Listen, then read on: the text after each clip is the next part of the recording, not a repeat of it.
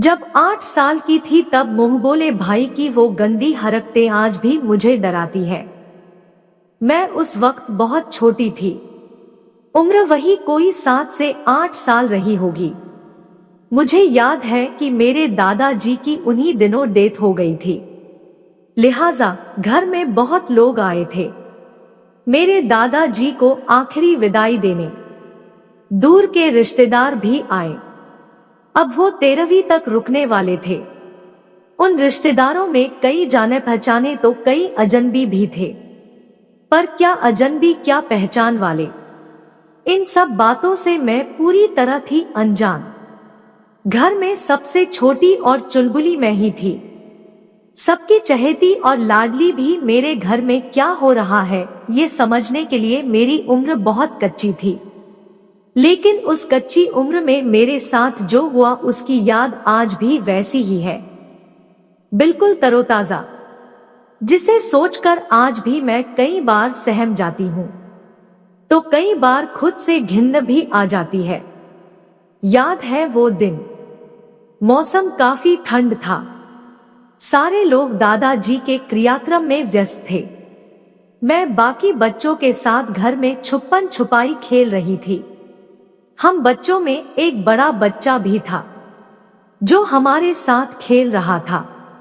वो भी हम छोटे बच्चों की तरह ही रिश्ते में, तो वो भी मेरा भाई ही था, दूर का रिश्तेदार, दादाजी की बहन का पोता।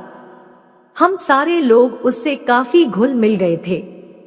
मेरी भी उससे काफी दोस्ती हो गई।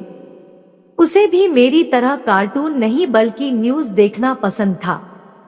वो मुझे सबके सामने प्यार करता, छोटी हूं कहकर पुचकारता, भी मेरी होनहारी की तारीफ करता। कभी गोद में खिलाता तो कभी गोद में उठाकर बाहर भी ले जाता, कभी चॉकलेट खिलाने तो कभी यूं ही घुमाने। पर उस दिन बहुत कुछ अजीब हुआ, इतना अजीब कि मैं आज भी उसे घटना को याद कर उसे महसूस कर सकती हूँ। और फिर सारी तस्वीरें मेरी आंखों के सामने ऐसे आ जाती हैं जैसे कोई डरावनी फिल्म। एक दिन अचानक कमरे में मैं उसके बगल में छुप गई। मैंने उनसे कहा भी भैया किसी को बताना मत, मैं आपके पास छुपी हूँ।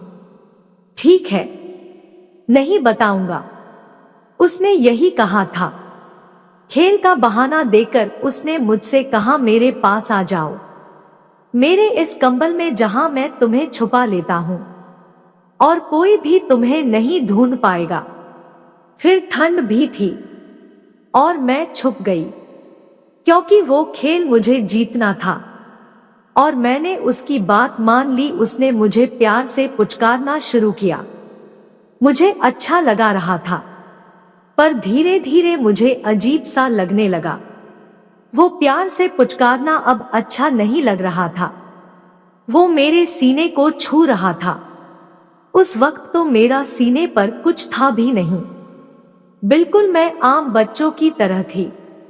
उसने मेरे निप्पल पर जोर से चूटी काटी।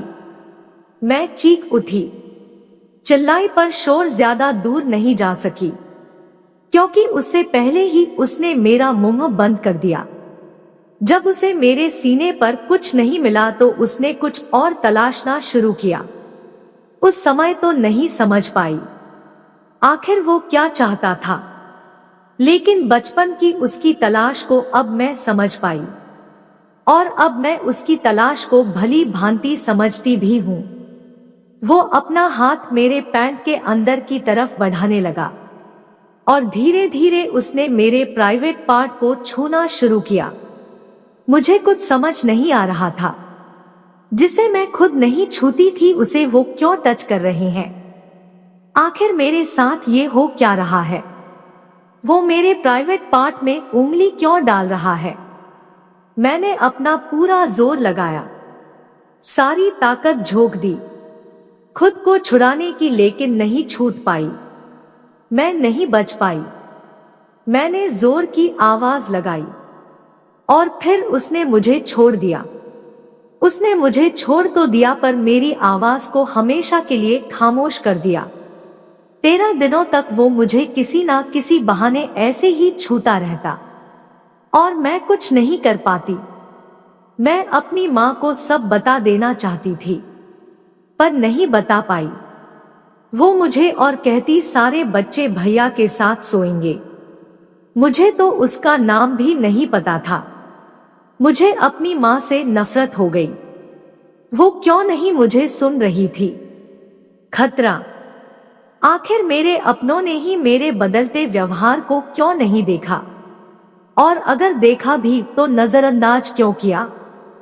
माँ ने मुझे बाकी मम्मियों की तरह गंदे तरीके से छूने के बारे में क्यों नहीं बताया था, जिसे आजकल गुड टच और बैड टच कहते हैं। माँ मुझ में और मेरे भाइयों में कोई फर्क नहीं करती थी, पर क्या वो भूल गई थी मैं एक लड़की हूँ और कई वैसी दरिंदे आसपास ही है, सिर्फ बाहर ही नहीं अपने घर में भी। मुझ जैसी ना जाने कितनी लड़कियां होंगी जिसने शारीरिक और मानसिक प्रताड़ना झेली होंगी, और हो सकता है आज भी झेल रही होंगी। मैं ये दावे के साथ कह सकती हूँ, इसकी शुरुआत कहीं ना कहीं अपने घर से ही होती है और अपनों से ही होती है, पर हम किसी को बता नहीं पाते हैं। ना जाने क्यों हम डर जाते हैं, और तो और हमारे घर में भी हमारी आवाज को अनसुना कर दिया जाता है।